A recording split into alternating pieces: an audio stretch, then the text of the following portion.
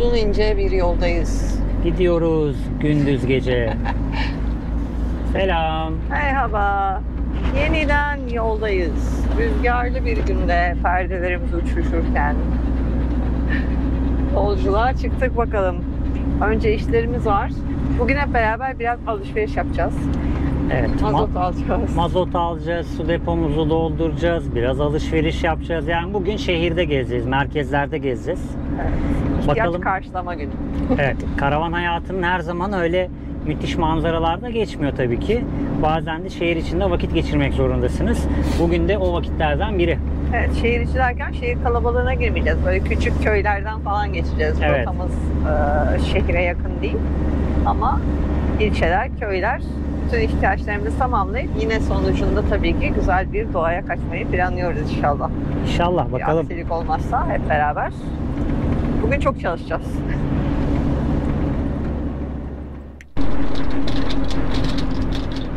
Tümseye ne diyorsun? Evet, tümsek yapmışlar ki tırmanama yukarıya doğru diye. Acayip dik karşısı. Çok zevkli, en sevdiğim. Yapıştır.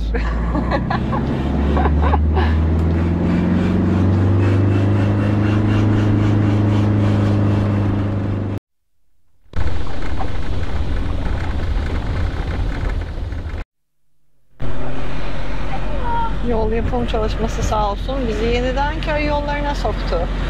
Evet. Bu sefer ana yoldan gitmekte çok ısrarlıydık. Kuzulara bak. Kuzular annesinin yanında kuyruk sallıyorlar.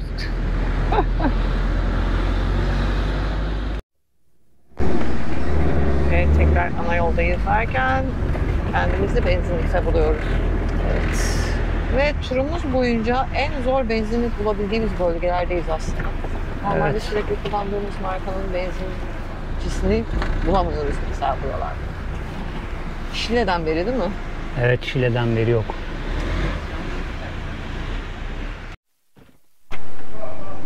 Evet, vergi dairesine geldik. 2000 liraya araya girmeseydin söyleyecektim. 46 litre olacak galiba. Olmaz. Olmadı. 45.51. 45 litre mazot 2000 lira. 43.94. Depomuzu mümkün mertebe full tutmaya çalışıyoruz ki sıkıntı yaşamayalım yollarda. Tabii. Türkler'e yol tabelaları gözükmeye başladı. Evet, Türkiye kıyı ve sınır şeridi turumuzun artık Bulgaristan sınırına doğru adım adım yaklaşıyoruz. Aa, deniz çok güzel görünüyor. Kameradan çıkmaz ama çok uzak. Mümkün değil. Mümkün değil. Şimdi Max'in maması da azaldı. Normalde biz 6 harfli bir marketten alıyoruz Max'in mamasını. Ama o market bu bölgede hiç yok. Yol üzerinde. O yüzden bir mama imalathanesi yakaladık. 2 ya da 3 taneydi galiba. Bir tanesi toptan satış yapıyormuş. Evet. Bir tanesinde perakende var diyor ama bakalım. Yani bulabilirsek inşallah bir şey. Çünkü buralarda pet shop falan dahil olmak üzere hiçbir şey yok. Evet. Yani yerleşimler var ama tabii hep ufak köyümsü yerleşimler. O yüzden pek fazla bir şey yok bu taraflarda. Güzel ama yani keyifli bu taraflar. Ne diyorsunuz Gülden Hanım? Bence de. Bence de keyifli. Ben şarjın bitmesinden ve manzara incelemekten sana katılamadım bu arada. Aa.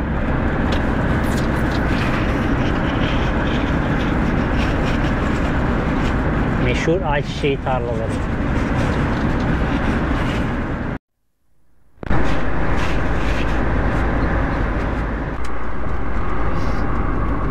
Yoldan bu kez market ihtiyacımızı görmek için ayrılıyoruz. Bulutlar çok güzel gözükmüyor mu ya? Evet. Ben hemen bir köpek maması sorup geleyim.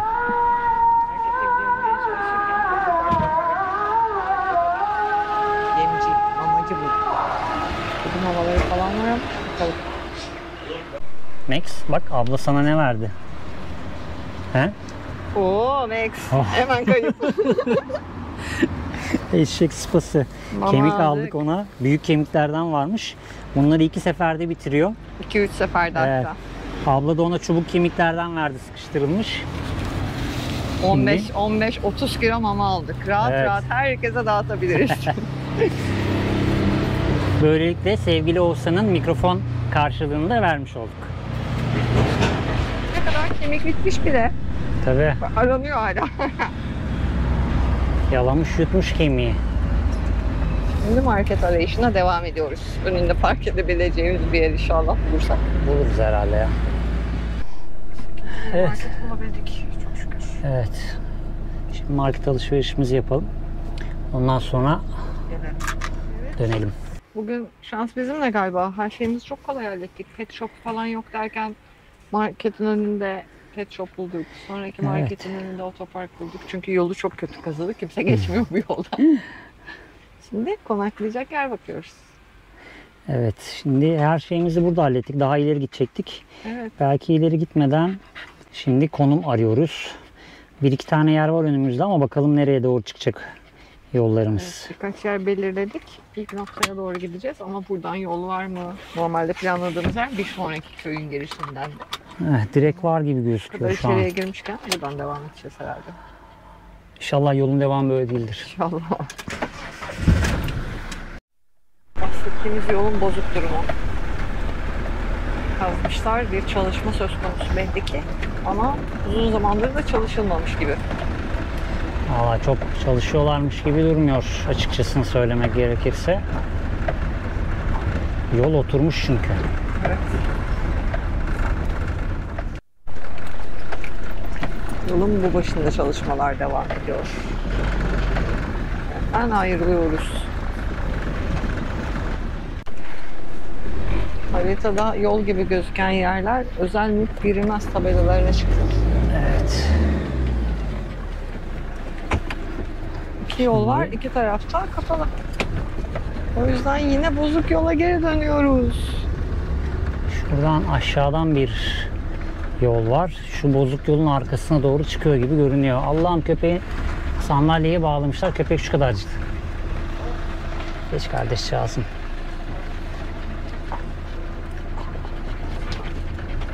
Nerede? Alt tarafından mı deniyoruz şimdi? Evet. Hadi Şu bakalım. taraftan olmadı. Yolun Kahvedeki altından amcalar deneyelim. merakla bize bakıyorlardı. Ağızları açık böyle. Ne yapıyor bunlar ya?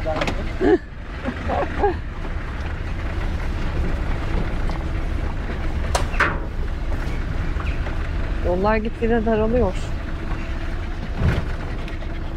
Oo. Eski evler, taş evler. Neyse ki biz Bursalıyız. Dar yollara alışkınız.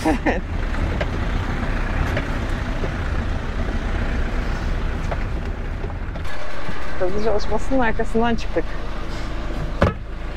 Geri Acaba ne gelmiş yapıyorsun? çocuğum, ne yapıyorsun? Geri geliyor arkadaş. Bizi göremedi. Çok Bizi hem küçük bir de. araç olduğumuz için olsa gerek. Tam boş yol diyecektim. Araba geldi. Tüh, 10 dakikadır geçmeyen araba. Sen kaydı almaya başlayınca geçiyor. Şimdi Kestanelik taraflarındayız. Çatalca'ya bağlı Çatalca'ya bir alandayız. bağlı. Ormanlı'ya doğru gidiyoruz. Evet, güzergahımız Ormanlı.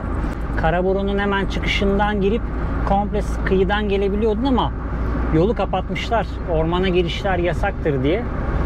O yüzden mecburen yukarı çıktık. Bir yandan da iyi oldu. Hem Maxi mama aldık, hem sokak hayvanları için mama almış olduk. Hem de işte aracın ihtiyacını hallettik. Bizim Evet. market ihtiyaçlarını hallettik.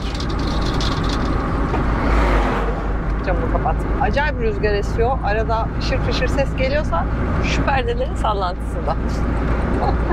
İhtiyaçlarımızı hallettik. Fakat tamamlamadık aslında. Mesela suyumuzu doldurmadık. Suyumuzu genelde gittiğimiz konaklayacağımız yere yakın yerlerden dolduruyoruz. Zaten aslında yarım depoya yakın suyumuz var ama eğer konaklayacağımız yeri çok beğenirsek, bir gecenin haricinde 3 günlük kalmaya falan tercih edersek bu sefer su bitince zorda kalıyoruz. Yarım depo 3 gün 4 gün kadar yetiyor. Evet. Onun için gittiğimiz yerde dolduracağız. Bir de unuttuk. Küçük tüp dolduracağız bir de. Evet. Yerleşmeden önce son işler. Bu yoldaki siyah şeyler zift aklısı değil mi? Ya da Yok, ilk yapılırken Zift tüpler. yaması. Yaması. Evet. Bazı bölgelerde çok görüyorum ben. Yol çatlamış, ziftle tamir etmişler onu. Yama yapmışlar.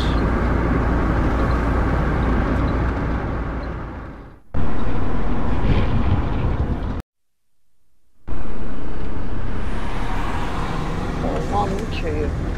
Köy meydanı. Sahile doğru gidecek miyiz? Tüp falan buralardan bakacağız. Sahilde bulma ihtimalimiz var mı? Aa, tüpümüz var. Evet. Sahilde Var, bulma var. ihtimalimiz yok. O yüzden şurada Şuradan bir şey vardı, market vardı. İçeriye girersin sandım da. Aklıma geldi de sonradan aklıma gelmediği gibi yaptım.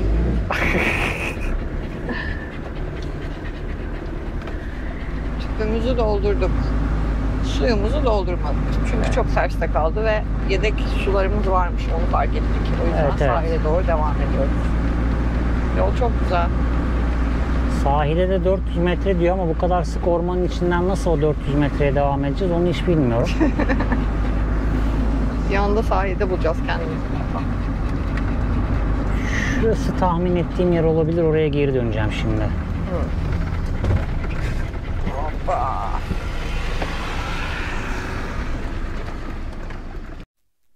Biz dönmek için durunca arkamızdan geçen araçtaki şoför kolunu çıkarıp gel gel yaptı. Sahil bu tarafta, gel gel demek istedi muhtemelen de. Biz birkaç yer belirledik sahile inmeden önce. Onlardan biri burası mı acaba? Şimdi buraya nasıl gireceğim? Bir daha dönmen gerekecek. Hayır. Geri geri mi gireceksin? Evet. Mantıklı. Camımıza güneş yansımasa yol o kadar güzel gözüküyor ki. Şöyle çekeyim. Koluna dikkat et. Çektim. Merhaba dallar. Baş döndürücü bir giriş oldu.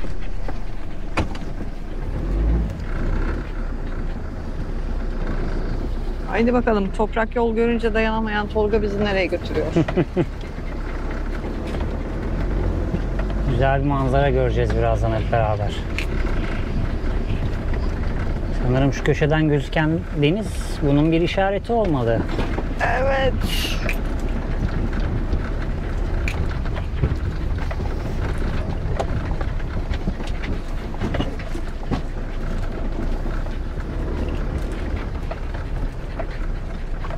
Hazır mısınız? Uçuyoruz.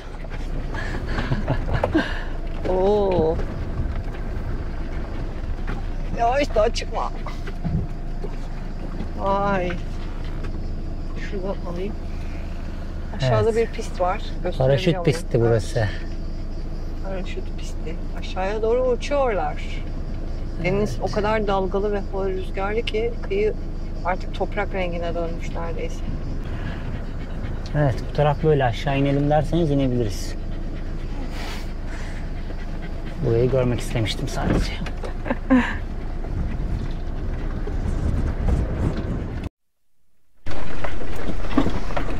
Oh, maşallah. Bu alanda yine ana yola çıktık ama çok daha bozuk bir yerden çıktık.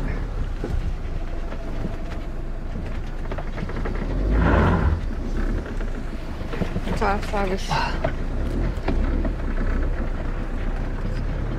Orası seyir terası gibi bir tepe olmuş. Piknikçilerin kullandığı muhtemelen çok fazla çöp var yine. Evet, alt tarafı da paraşüt pisti. Evet. Oo, manzaraya bak. Evet. Denize iniyormuşsun gibi direkt. Manzara çok hoş.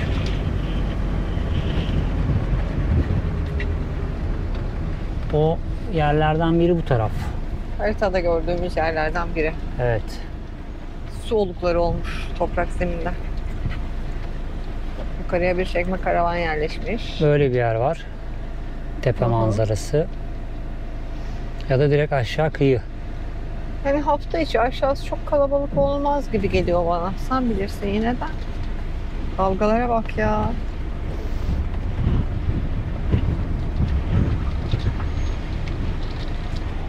Evet. Manzarayı oradan gördüm. Bu tarafta birkaç ufak işletme var gibi. Şurası belediyenin yeri. Her ne kadar böyle baraka gibi gözükse de can kurtaran hizmetlerinin olduğu yer. Birkaç çekme karavan gördük. Bir de işletme var burada.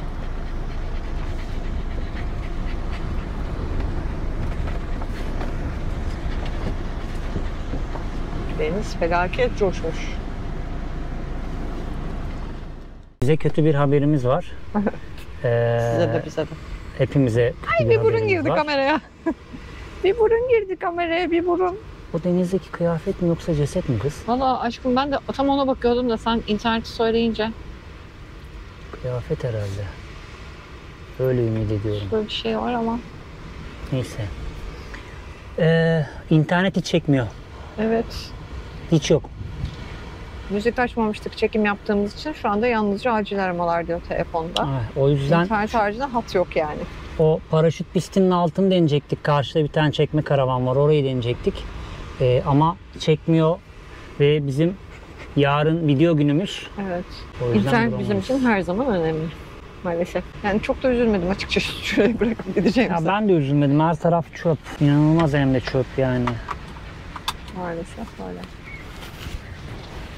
Zaten denize girmeyi düşünmediğimiz için bu dalgalı havada yukarıda kalalım var dedik ama gerçekten her yer şöyle öbek öbek çöplerle dolu. Manzara görüntüsü çok güzel, evet. Şöyle bir doya doya çekelim çöpleri almadan. Manzara harika canım. O efsane bir manzarası var. Hani yukarıdan daha da efsane gözüküyor manzara Evet. ama çöp kısmı çok hoş değil. O zaman yola devam edelim. Kameramızın da şarjı bitmek üzere, ben onu şarja takayım. Bakalım Evet. nereye gideceğiz. Hadi bakalım. Hala yoldayız. Enerjinizi toplayıp geri geldiyseniz yola devam ediyoruz. Şarj bitti ya yollarda. Evet. İstanbul'un bir ucundan bir ucuna sizi gezdirdik. Ne bir trafikte karşılaştırdık. Ne yoğun inşaatlarla bunalttık sizi. Orman İnsan içlerinden. kalabalığı da oldu.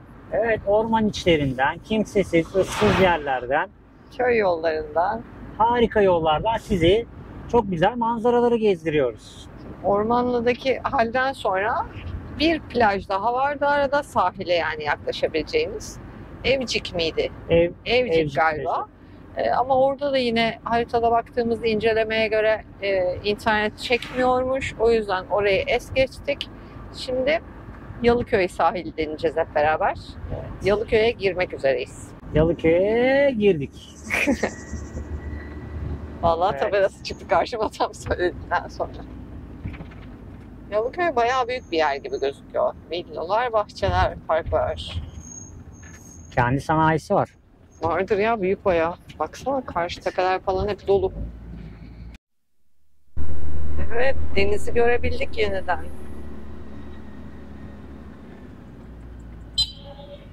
Sana da düş.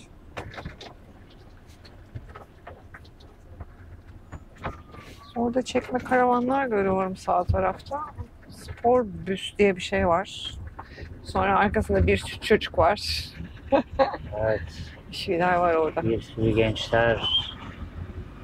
Bir sürü.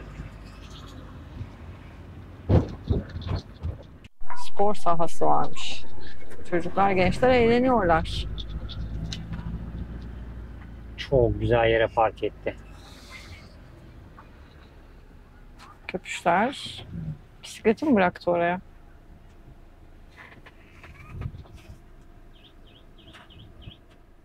Haritalarda konak noktası gözüken yer burası. İşte birkaç tane çekme karavan var hatta ama böyle tel örgülerle falan kapalı bir alan. Şüphelenmedik değil şu anda. Evet. O çekme karavanların sağdaki ikisinde birileri var. Ben bir gidip sorayım ya. Bakayım. Dur. Burası neymiş, ne değilmiş. Nereye geldik biz?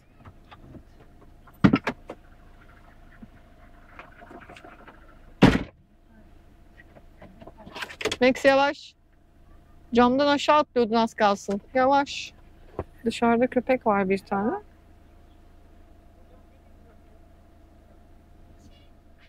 Köye ait bir arsa diyor. Çevirmişler diyor. Ama şey değil yani, kullanım Ama diyor, açık. ya herkes diyor durabiliyor diyor. Sıkıntı olmuyor. Çok güzel dümdüz durduk. Taşın üstünden mi geçti?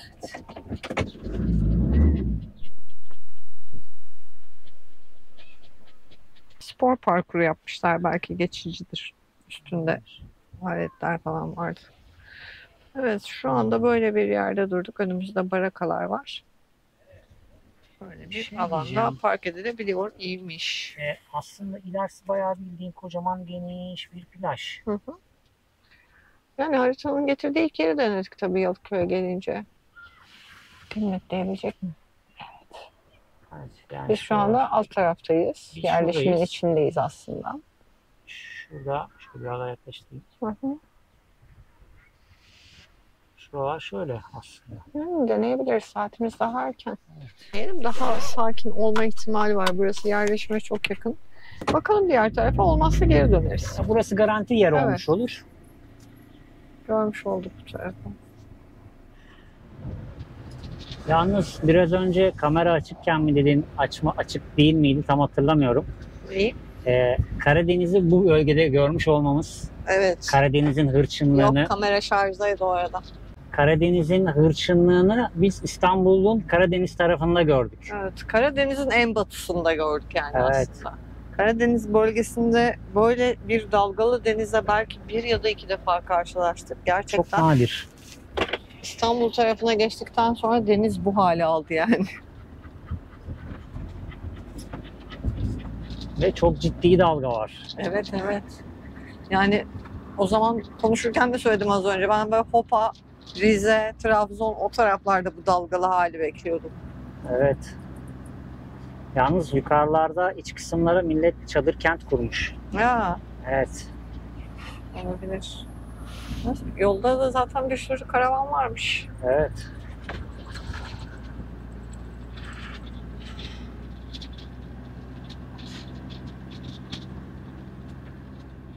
Var diye güvenmeyeceksiniz arkadaşlar. Bak Sahilin Range Rover ortasına kalmış orada. girerseniz kaputun üstüne kadar kum olur. Çok da abartmamak lazım yani 4x4 aracım var diye. Aynen öyle. Taraflar da güzelmiş yalnız. Evet. Taraflar daha doğal. Evet, yabancı bir karavancı var. Bir tane yerleşik çekme karavan var.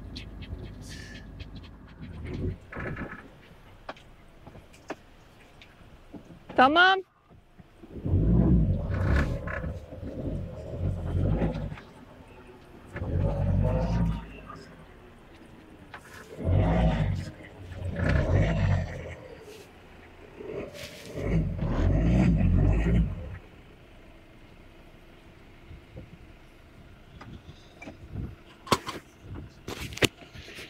Max, bekle. Bakalım nasıl oldu. Bence çok güzel oldu. Bence de güzel.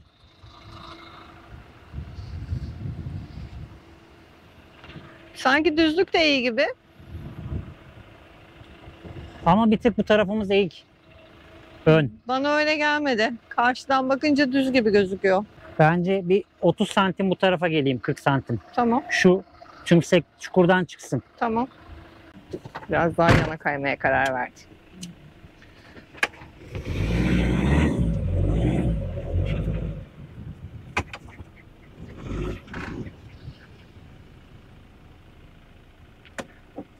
Evet, şimdi daha iyi oldu. Tüm teker de çukurdan çıktığına göre artık yerleştik sayılır. Pes etmiyoruz, vazgeçmiyoruz. Tam istediğimiz Şimdi daha bir iyi yer dengede buluyoruz. içerisi. Diyorum ki pes etmiyoruz, vazgeçmiyoruz. Tam istediğimiz gibi yer buluyoruz. Evet. Çok güzel oldu. Güzel oldu bence de. İyi. Bir şey fark ettin mi? Bir şey fark ettin mi? Bir şey fark ettim mi derken çöp yok. Çöp yok. Evet. Çünkü her yerde çöp konteyneri var. 50 metre arayla.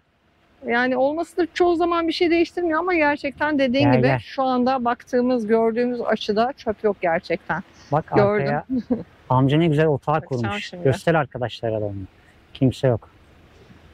Bir yabancı karavancı, bir çekme karavancı, ileride bir çekme karavan daha var. Arkamızda da şöyle yerleşik düzene geçmiş bir çadır bir şey var orada. Çadırı aşmış, çiftlik evine dönmüş bir yer var, bir şey var orada. Evet, stop da ettiğimize göre. Şurada da o maden taş bir şeysi var sanki. Bayağı molozlar falan yığılmış o tarafa. Evet. Vay maden be, ocakları çöp var. toplamadan kalacağımız bir yere. Evet, çok İzmaritler şaşkınım. var Sadece sadece. izmarit toplayacağız. Evet. Çok şaşkınım. Gene onları şey- gözüm görmemişti az önce. Bir de burası hani bölüm bölüm gibi. Evet, gerçekten. Yanımıza kimse Ya gelmeyecek. şurası yol girişiymiş gibi gözüküyor ama direkt sahile iniş aslında. Ya orayı yol gibi gördüm böyle bir an. Nereye gidiyor acaba falan dedim ama şey güzel oldu. Otlak zaten. Buradan başka kimse bir yere giremez. Belki Evet, gelirse evet. yan tarafa gelir. Çok güzel oldu. Ben şöyle biraz geniş açı çekeyim arkadaşlara. Çek. Kapıyı çekeyim ben de. Alan böyle. Girdiğimiz yol burası. Yol zaten bir tarafa çıkmıyor. Araç gelirse bu tarafa girer kendine. Biz bu tarafa girdik. Tenteyi kurarız. Önümüze gölgemizi yaparız. Gayet güzel bir yer bulduk dostlar yine. Bir önceki yer de güzeldi ama burası daha bir keyifli olacak bizim için. Bir tık daha ıssız en azından. Çok güzel oldu.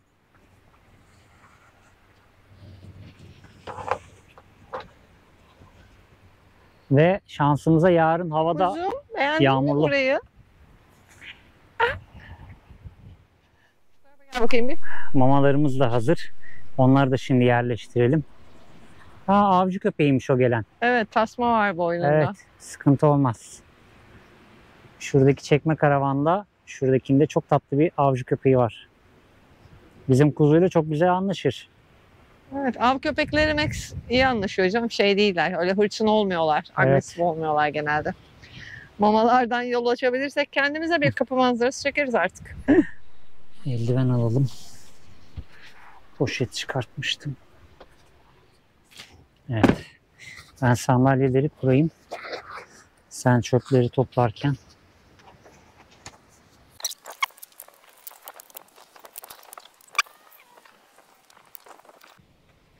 Max kuzum, ferahladın mı?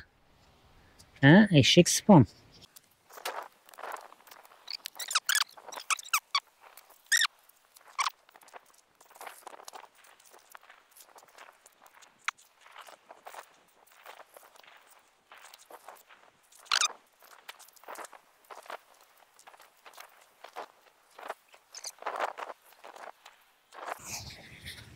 Konfeti gibi bir şey patlatmışlar ya.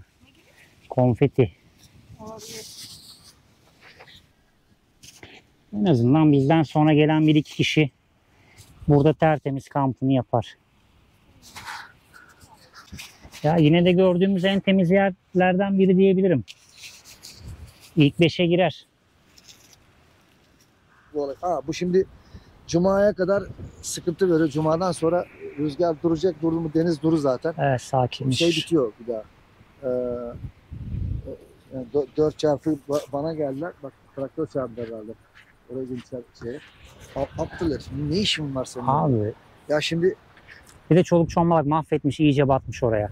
Vatan, şimdi onlar 4 çarpı otomatik. Şurada geçen günler bir tanesini kurtardım. Şuraya girdi. Ben de sağlamda şuradan çıkardım. Ya kardeşim ne olacak yani oraya girip de ne Ne yapacaksın ki orada ya?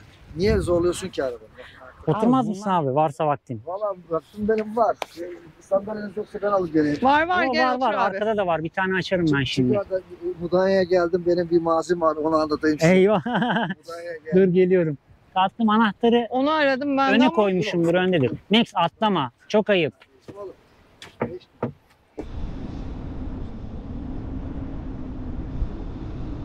rüzgar sesini duyuyor musunuz? Tam karşıda Tolga buradaki 3-4 tane sokak köpeği vardı etrafımızda. Onlara mama götürdü. Bir yürüyüş yaptık, dinlendik. Etrafımızdaki çöpleri topladık. Komşumuzla tanıştık. Ve kapı manzarası çekeyim size.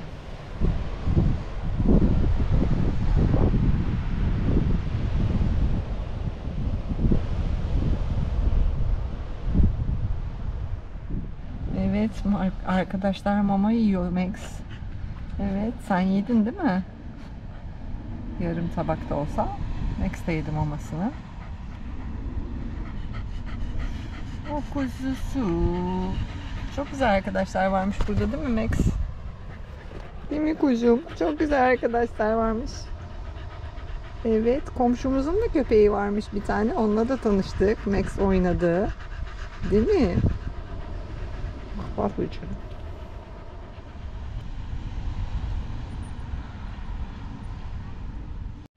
yavru da alayım ya. Oraya bir tane de yavru geldi. Yetmedi mi? Yetmedi ya. Öteki de gelince çok aç, mideleri yapışmış belli. Ufak olan bayağı zayıf. Evet.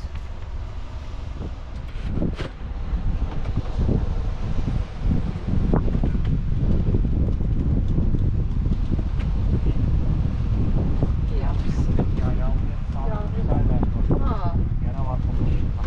Şurada su vardı, bitirmişler. dolduruyorum iyice. Evet, evet. Evet. Öteki Ona öteki- sürünüyor. Öteki orada uyuyor. Ha. Uyanamadı.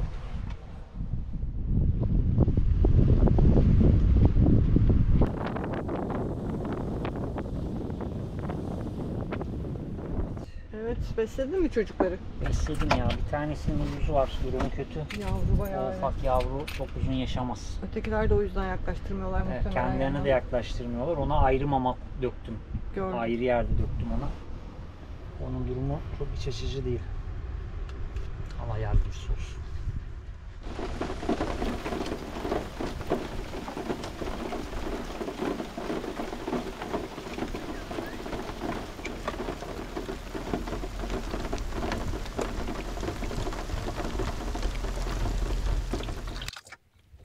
Selam hepinize. Şimdi Bizim için uzun bir ara, sizin için kısa bir aradan sonra yeniden buradayız. evet, sevgili İstanbullu arkadaşlarımızla bayağı birkaç gün geçirdik burada. 3-4 gün hatta, değil mi? Evet evet, 3-4 gün beraber kaldık. Ondan önce başka bir motorcu arkadaşımız geldi. Onunla sohbetler ettik. Evet. Karavancı arkadaşlarımız geldiler. Onlarla sohbet ettik. Sonra ta Antalya'da, Lara'da karşılaştığımız bir karavancı abimizle yeniden burada karşılaştık. Aynen. Bayağı aktif birkaç gün geçirdik yani burada. O yüzden hem onlarla sohbet etmeye vakit ayırdık, hem dinlenmeye vakit ayırdık. Burası çok güzel. Ağustos'un ortasındayız. Gördüğünüz gibi Ben hırka hırkayla giyiyor. kollarımı bulaşık yüzünden sıvadım. Yoksa normalde bayağı uzun kollu giyiyorum. Ben de giymemek için direniyorum. Aslında bayağı bir serin bir hava var. Çok esiyor. 28 derecenin üzerine çıkmadı. Sadece 2 gün hafta sonu bir Öyle rüzgar sıcak. azaldı sadece. Ama onun haricinde çok güzel bir yerdi. Akşam üzeri inanılmaz serin, inanılmaz rüzgarlı. İstanbul, Yalıköy. Buralara yakınsanız serinlemek için buraya mutlaka gelin. Çok geniş bir plaja sahip. Birazdan size göstereceğiz Ben şunu da plajı bitireyim. tekrardan. Geniş bir plaja sahip. Karadeniz'de birçok videoda size bahsettik, hani Apache'lerden, işte dibimize gelip müzik açanlardan. Bu arkadaşlar karavan almışlar. Çekme karavan. Dün akşam, hatta bir önceki akşam hemen arkamıza, yolun üst tarafına park ettiler. Hatta göstereyim size. Bakın. Şurada bir karavan var. Çekme karavan. O arkadaşlar 3 tane erkek oraya geldiler. Gelmeleriyle birlikte, ki biliyorsunuz biz şu taraflardaydık. Şu beyaz karavana yakındık. Alanı çektik ama yukarıdan çekemediğimiz için çok önceki yerimiz belli olmayabilir. O Evet. hemen bizim arkamıza geldiler. Yani biz o taraftaydık. İlk gün hadi gündüz müzik sesi falan filan dedik. Ama- Pardon. İlk gün akşama doğru geldiler ve gece duyduk seslerini sürekli. Bitmedi müzikleri. Bitmedi. Saat 2'ye kadar Yani bitmedi. Arkadaşlar sağ olsun Karadeniz'i bizi aratmadılar. Sonrasında ertesi gün dedik hadi giderler belki, ama gitmediler. Gün içinde de aynı yüksek sesli müzik dinleme, film izleme, Evet. artı 18 film izlemeler falan, Ya, böyle bir enteresan Bütün devam sahil etti. onların küfrünü dinledik yani izlediği filmi. Çok eğlendiler arkadaşlar. Aynen. İşte en sonunda Hemen yanlarında bir oraya sabitlemiş bir amca var. Hemen arkalarında onlardan önce gelen bir iki tane orta yaş üstü amca vardı. Karavanlarıyla, camper vanlarıyla daha doğrusu orada duruyorlardı ki onlar geldiğinde ya abi rahatsız olur musun hani şurada dursak diye söylediler arkadaki o sabite. Ondan sonra bunlar direkt onların önüne gelip Gülden'in de dediği gibi inanılmaz derecede ortalığı veryansın evet, ettiler. herkesi rahatsız ettiler yani kısacası. Mevzu ertesi günde devam edince dedim bunlar bu akşam da buradalar ve biz ilerleyelim birazcık. Sesin daha az gelebileceği bir noktaya geçtik. Evet, onlardan bol bol uzaklaştık, bu tarafa doğru geçtik. Daha da ilerisi var ama o tarafta da araçlar park ediyor gündüz gün içinde. O yüzden o tarafa da çok gitmek istemedik. Ama dün gece saat 4.30'da falan tekrar başladılar müzik Evet. yayınına. Sabaha karşı, yani gece dediğime bakmayın. Yani hani hep diyorsunuz ya sosyal mecralarda, işte karavan sahibi olan adam çevreyi kirletmez, etrafına saygılıdır. Evet. Kesinlikle böyle bir şey yok. Tabii şimdiye kadar Karadeniz'de bahsettiğimiz işte oradaki yerel halktan gençler, sonra hep günübirlikçiler. Tabii ki bu biz karşılaştığımız insanların sıfatlandırmak zorunda olduğumuz için aslında bunları söylüyoruz. Yoksa maalesef her grupta işte karavancıda da var, günübirlikçide de var, her yerde var. Günübirlikçilerle daha çok karşılaştığımız için son zamanlarda onlardan bahsettik. Karavancı olması ya da işte günübirlikçi ya da yerel halktan olması hiçbir şey değiştirmiyor maalesef. Önemli olan kendi kişisel gelişimini tamamlamış, etrafına rahatsızlık verebileceğini ya da vermeyeceğinin farkında olan insanların sayısı gün geçtikçe azalıyor. Maalesef Kişisel öyle. gelişimini tamamlayamamış, işte o açtığı yüksek sesli müzikle o kişisel gelişimini tamamlayamamanın vermiş olduğu bir ezikliği bastırmaya çalışan, işte dışarıda naralar atarak, küfürler savurarak, işte buralar benden sorulur edalarıyla dolaşarak bu gelişimlerinin eksikliğini bastırmaya çalışan insanlarla dolu maalesef ortalık. Evet, bu zamanda bir de zaten malum insanların akıl ve ruh sağlığı çok yerinde olmadığı için kimseye uyarmaya gelmiyor ki insanlar dedim fark ettiyseniz. Bu tip gelişimini tamamlayamamış arkadaşlara biz oturup konuşacak ya da bir iki kelam edecek bile vaktimiz yok. Çünkü hayvan terbiyecisi değiliz. Kesinlikle öyle ya. Ona bir şey anlatamazsınız zaten. Hani böyle Aynen ikili öyle. diyaloğa da kesinlikle girmenizi tavsiye etmeyiz. Ne kendi canınızı sıkın ne de o gününüzü hani saçma sapan bir pozisyona sokun. Kesinlikle öyle. O yüzden hareketli bir evimiz var. Sesten uzaklaştık ve keyfimize bakmaya devam ettik biz. Evet, kahvaltımızı yaptık, bulaşıklarımızı yıkadık. Şimdi kahve içip mi yürüyüş yapalım? Yürüyüş yapalım, kahve içelim. Çok kararsızım. Bence Kahve kahve içelim. içelim, manzaranın tadını çıkartalım. Sonrasında da ufak bir yürüyüş yapalım. Bu arada çok rüzgar var. Drone uçurmaya niyetliyiz ama bakalım inşallah uçurabilirsek. İnşallah uçurabiliriz. Neyse zaten hareket edeceğiz bugün. Kahvemizi içelim, manzaraya bir doyalım. Ondan sonra gidiyoruz. Hadi o zaman kahve. Hadi bakalım.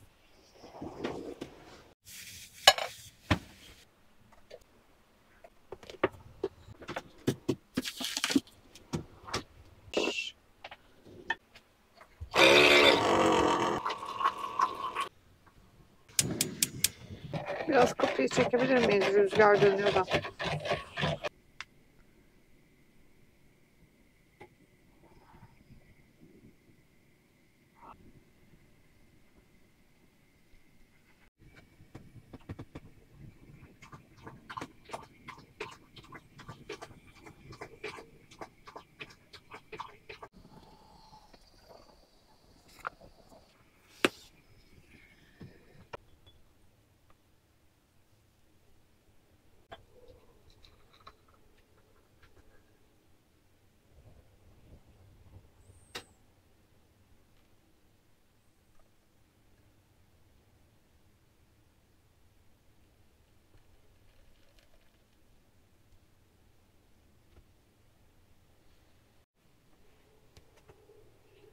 Kahveler hazır.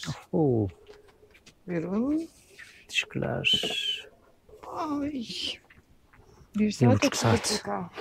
Ben alayım. Evet. Next de yerine geçtiyse. Haydi İstanbul'un son videosu. İstanbul çok güzel geçti bence. Önceki video burası. Bence de İstanbul'un sadece Kerpe Yani o tarafı. konaklayamadık ama sonra güzel yer bulduk yani. Hani oradan sonra Evet, da evet. dinledik. Gecenin denedik geç ama bir saati bulsak da. İstanbul'u düşününce bence Tabii yok. Yani şöyle söyleyeyim. Şile'yi devam ettikten sonraki sizin istediğiniz bir önceki ve ondan bir önceki videoda İstanbul Anadolu yakasından çıkarken ki o güzergah mükemmeldi zaten. Tabii Hani canım, İstanbul'un aynen. içine girmeden, orman ve doğayı bırakmadan o Belgrad ormanlarının içerisinden müthiş bir yolla çok güzel ya. karşıya geçtik. Hani Riva tarafları falan da çok harikaydı. O bölgede çok güzeldi. Kaldığımız yerler de güzel. İstanbul'u düşününce bir kaos bekliyorsun, bir kalabalık bekliyorsun falan. Şeyde Karadeniz videolarının birinde sohbet etmiştik ya. Hani artık İstanbul'da. İstanbul'u hiç dert etmiyoruz falan Gerçekten filan öyle demiştik. oldu.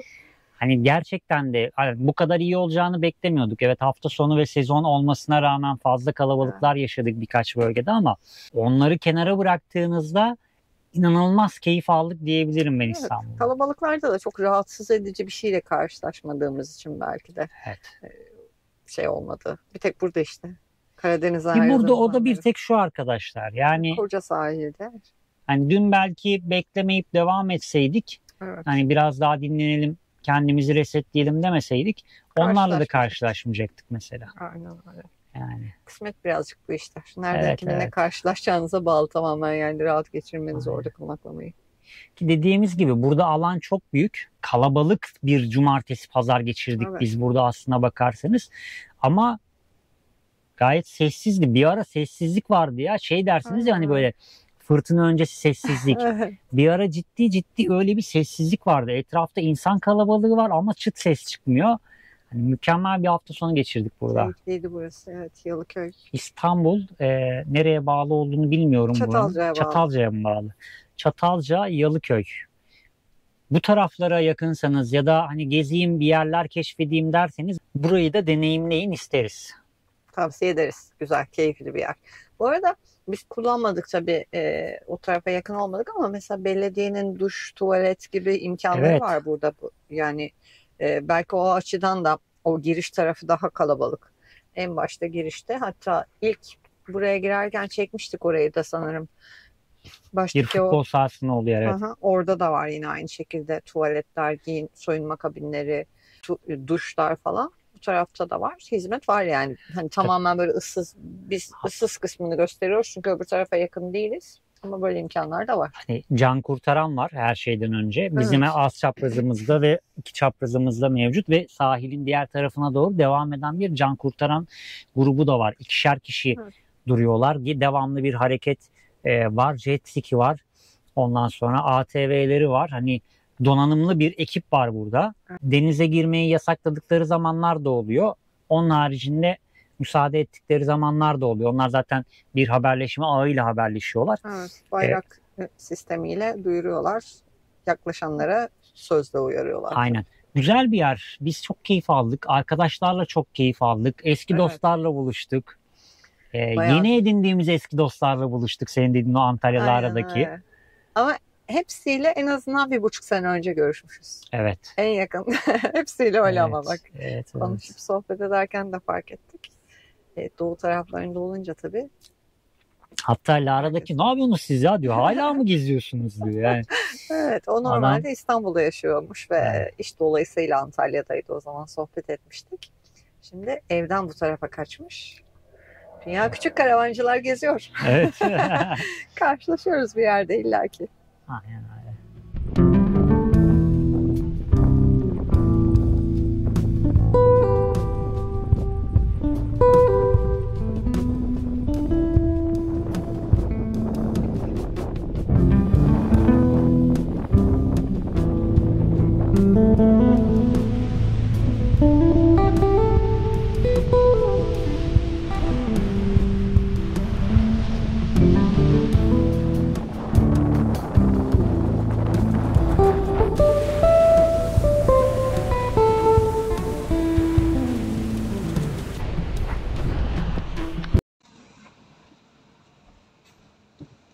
Evet. Olaylar. Son dosyayı kurtarabilecek miyiz bilmiyoruz ama tam yürüyüş yaparken. Sizin için güzel bir deniz dalga patlaması görüntüsü almak isterken kamerayı deniz kaptı. Evet, dalga bir vurdu tripoda. Kamera cup suya. Cüp suya. Çok hızlı davranıyor. Tolga çok yakındaydı zaten. Hemen koştu, aldı. Aldığında kamera hala çalışıyordu. Evet.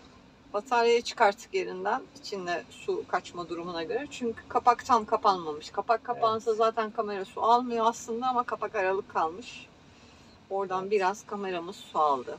Şu anda bu görüntüyü Tolga'nın telefonuyla çekiyoruz bu arada. Hafıza kartını çıkarttığımda hafıza kartında 1-2 damla, çok ufak damlalarda su vardı. Ama hafıza kartı çalışıyor. Şimdi dosyaları kontrol ettim. En son kayıt yok. 3-5 saniyelik o denize düşme kaydı yok sadece. Ama onun haricinde diğerleri çalışıyor. Dosya var ama dosya bozuk. Çünkü biz direkt bataryayı çıkartıp çektiğimiz için o dosya şu anda çalışmıyor sadece. Geri kalan bütün dosyalar çalışıyor. Ama kameramız şu anda açılmıyor. O yüzden onu pirince yatırdık. Evet, burada pirincin içinde duruyor kamera. Batarya yuvasının iç tarafına, yani su alma ihtimali olan tarafa pirinç doldurduk. Etrafını da pirinçle kapladık. Şimdi biraz bekleteceğiz bakalım. Denedik sonra. Biraz kuruladık ettik falan ama Çalışmadı. açılmadı. Kırmızı ışık yakıyor. Çalışmadı. Çalışmazsa ayvayı yedik demektir bu. Evet. Çünkü Şimdi- bize bu kamera yurt dışından geldi. Hediye geldi. Hediye geldi. Fatura ve Türkiye garantisi yok tabii ki haliyle. Yani Türkiye'de garantiye verebileceğimiz bir yer yok. Standart bir servise verilebilir ama tuz hasarının kendisi de çok tuzlu oluyor. Bir iki yorum okuduk bu esnada. Anakarta varana kadar sökmüş. Tabii bunu sökmek için saatlerce uğraşmış. Hepsini tek tek sudan geçirmiş, temizlemiş falan. Tek tek kurutmuş. Ama bunu yapan 5 kişiden bir tanesininki çalışmış. Evet. Hani orada çok ciddi bir oran var. Yani içinde çok su yoktu. İşte güzel tarafı ama açılmaması şu anda birazcık üzücü. Ve Evet. videonun sonu böyle oldu arkadaşlar. Dedik bari telefonla bir veda edelim. Sonra biz bununla uğraşmaya devam edelim. Aslında yola çıkacaktık. Bilmiyorum ne yapacağız şimdi. Önceliğimiz GoPro'ya döndü ama o birkaç saat bekleyecek muhtemelen. Yol videosu çekemeyeceğiz o yüzden. Evet. Yani sen sadece yol videosu çekemeyeceğimize Yani şükret bence. Belki Evet. bir sonraki videoyu GoPro ile değil de telefonla çekeceğiz maalesef. Bakacağız artık duruma göre. Olumlu düşünelim.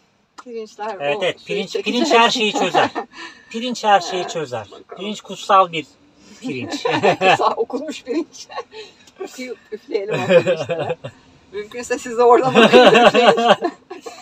Vallahi çok ihtiyacımız var, okuyun üfleyin arkadaşlar. Bir şeyler yapın. Yani kamera olmadan çekim Pozitif yapmak, enerjinizi gönderin bize. kamera olmadan çekim yapmak mümkün değil. Çünkü telefonlarımızın kalitesi YouTube videosu çekmeye uygun değil. Şu anda sabit bir yerden çekiyoruz. Işığını kilitledim, bilmem nesini, bilmem ne yaptım Tabii falan o da nasıl bir derken. görüntüyle karşı karşıya Evet. olacaksınız ondan da çok emin değiliz. Çünkü hani telefonlar, üst seviye telefonlar olsa belki onunla da yapılabilir bu işler ama maalesef şu anda bizim için GoPro çok önemli. Dua edin kurtulsun. Bir sonraki video doğru zamanda gelirse, aynı günde gelirse bilin ki kurtulmuştur. Kurtulmuştur Gelmezse- ya. Gelir gelir. Gelir. İyi düşünelim. İyi düşünelim. Bence birkaç saat sonra Bunu çözelim. öğrenmek için de 7 günümüz var. Çünkü şu anda biz yavaş ilerlediğimiz için videolar çok yaklaştı. Evet. Yani bu videoyu izlediğinizden sonrasında hiç öyle bir şey olmayacak. Direkt bu videoyu izlediğinizden sonra bitti olay. Tabii. Tabii. Çünkü Çünkü- çekim yapamayacağız. Yani. Bakalım ne olacak. Bir sonraki videoda ki inşallah olur. İnşallah. Görüşmek dileğiyle diyoruz. Kendinize iyi bakın. Dua etmeyi unutmayın. Pirinçler işe yarasın. Hoşçakalın. Hoşçakalın. Güneşe mi koysak biraz? Sanki ısınmış. Isınmış. Nem buhar yapar mı? Yok, dışarı koyalım güneşe tekrar biraz Koyayım daha. ya. Biz toparlanıp çıkana kadar. Biraz güneşte beklesin. Biraz daha belki hani şey olur buhar. Ocağa koyalım mısınız? Çok mantıklı.